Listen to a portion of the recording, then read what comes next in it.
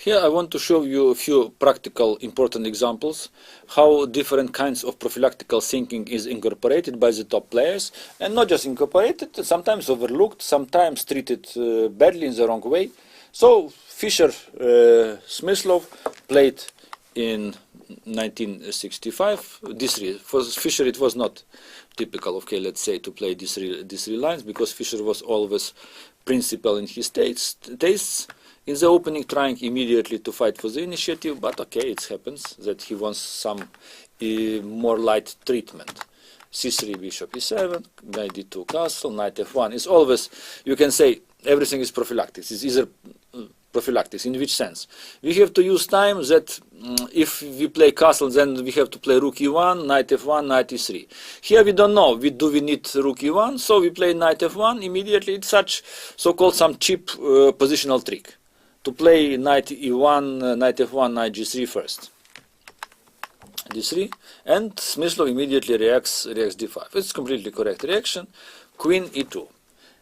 Now, of course, there are few opportunities, and generally speaking, I don't like Smyslov choice, because generally speaking, in such kind of situation, much better is to keep the center, knight g3, then to play h6, then to try to play, if white castles, to play rook e8, then queen d7, rook d8, to centralize as much as possible, to make central under control, to keep it under control, and it is not possible for white to make some real progress. Of course, white has different plans with a4 connected with some other moves, but it's not so dangerous as it could be. So d5, queen e2, pawn takes on e4. Such moves always allows white some space control and some control over the white square. So Fischer likes this variation very much, especially when there is pawn on c5. Here it is a bit different structure, so he takes and plays knight g3. Queen d7, castle. Of course, it was possible to try a4, trying to press opponent a bit, not to feel very comfortable, but castle you have to play sooner or later. Centralization, a4, and now queen d3. So black exchanges queens, completely correct strategy. White can't avoid it.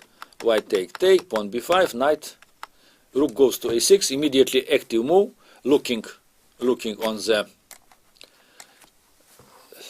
6th rank, trying to attack maybe e6 someday. So black plays rook d6. So creating threat, positional threat. Now positional threat is to play knight c6, d4. You see? First positional threat. So white prophylactics is very simple. White plays king h1. Despite the fact that in endgame it's not a big deal, because it's always useful to have king closer to the center. So now knight d7. Generally speaking, if black would know the developments, it was necessary always to play actively before. Why before? Because trying to take on c3, rook b8, and rook b3. Or pawn takes, knight takes, rook c6. Trying to play knight d3, rook c2. You see, immediately pieces starts to be very active. So knight e5, rook comes here. So different threats with bishop d6. So initiative. Immediately black starts to fight for initiative with this move. Before, it's the same. It's prophylactical move. Why? Because white, on one side, black is activating the position, but on the other side, black avoids very unpleasant developments on the queen side, which will happen later. So bishop e3. Rook d8, still before would be extremely serious move, trying to create weakness and to attack this weakness. So the base of every plan is creation of weakness, even in game, in some, let's say, any kind of position, is always useful to try to create weakness. So it would be correct way of treating the position with b4. Rook d8, black plays move which is, let's say, soft, which is useful, but has nothing to do with the plan. Now, you see, now white would have to play b4, stopping this business with b4, creating weakness on b5, and then improving position slowly. You see now white would avoid positional threat, let's say b5, b4, which led to creation of some weakness in white position. Well champion didn't do it, another well champion didn't saw it. Okay, so h3 was played, which is either some prophylactical move, making room for the king, very simple prophylactic. So h6, still even here before was correct, yes? Okay, h6, rook a1. Once more, you see? it's always welcome to play b4, always. So rook a1 is played, knight b8, rook d1, king h2, rook takes, rook a1. Now what to do? Of course, once more, after b4, pawn takes, bishop takes, there is no real danger in the position. Everything will be protected, king comes to f7, b2 pawn will be sooner or later weakness. So, very easy, yes, very easy, but very strange. Well, champions are not in hurry to do something like this. Knight d7. And now b4, and now Smyslov evaluates that position, white position is much better, and close to winning, you see? Because he didn't play b4, and now position is completely closed. So he plays king f7. Now, of course, it's necessary to improve the position of the king. Where to put it to of knight first. This knight is doing nothing on g3. Where knight has to come? Somewhere here, and maybe somewhere to the queen side. Bishop d6, g3. Knight f6, knight 1 d2. King e7, rook a6. Making some threat, and rook a5. Creating now weakness, now c6. Okay, you see now bishop knight is on a8, pawn c6 will be weak. At the moment it's protected, but the position of knight on a8 is not a dream of any player. So improvement of the king, and now king has to come to e2, and then knight e1, d3, b3, f3, and c5, so on. You see, very simple plan. Rook c8. Better would be rook e8, and then after rook a6, black would have the same problems in the position.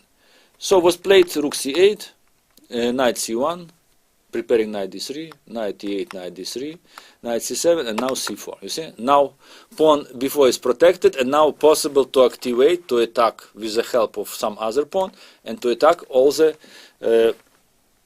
material on the fifth rank. bc4, knight c4, knight b5. If rook a8, then rook takes, and now knight a5.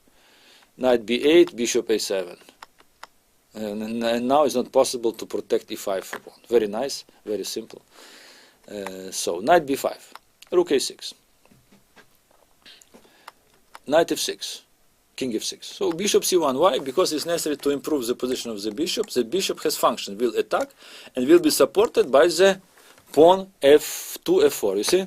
Improvement is the same, is an improvement of the position. How to improve? To find the better square. In wide sense, it's easier prophylactics, because we see what is wrong with our position, what piece has no function. We found piece bishop on e3, what we have to do it? To place it on b2. Simple like that. Bishop b2, c5. So here there are many options. Rook a5 was either possible winning, pawn takes, knight e5 with a lot of problems for black. So, but Fischer plays simpler way. Knight b6, knight takes, rook b6 attacking on b5 and attacking on c5. So black is forced to make something, let's say, strange as c4, some sacrifice of the. Is knight c5, c3, bishop c1, and after bishop knight d4, check, and knight d8, and black can resign. It's okay. Black has some simple, cheap chances to try to make draw, but after few simple moves, and if king f8 now, then bishop comes to h6 with a very easy win. So you see, in this game was very simple prophylactics, very simple, because there were direct threats. But this prophylactics was not performed by the both players. First of all, white prophylactics is to stop black structure with b4, to make weakness on b5, it's very clear. And black kind of prophylactics is to avoid b4, you know, to play b4 himself and to create weakness. So it was tactics, it was prophylactics on the both sides, very simple prophylactics, because it was the most important thing in chess. It is, of course, to attack weakness, and on the other side, to avoid these weaknesses. So with b5, b4, Smyslov would get rid out of these weaknesses. And it's very interesting that such simple subjects were not properly treated by such great champions. They missed this b4 move for the both sides, I think 5 times each.